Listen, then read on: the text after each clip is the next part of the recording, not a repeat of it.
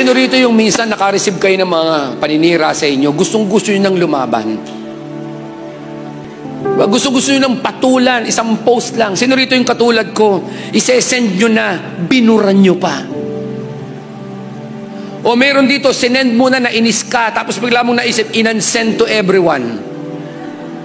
Alam nyo kung bakit? Kasi nag-iisip ka na na ayaw mo makasakit, ayaw mo madagdagan, ayaw mo mag-gaslighting.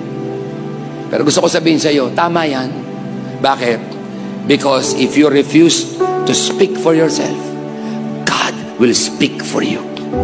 Nili mong wag lumaban, wag i-defend ang sarili mo, ang Diyos magde-defend sa iyo. And the anger of the Lord was kindled against him. Itong pinakamabigat. Look at this. And he departed. Sa galit ng Diyos, di pa tapos magsalita. Alam mo, napakasaklap nung tatalikuran ka ng Diyos. Saklap nung pare. Galit siya, di ba? Hindi nyo napansin, no? He departed.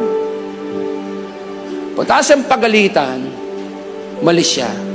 Bakit? Kasi galit talaga ang Diyos, eh.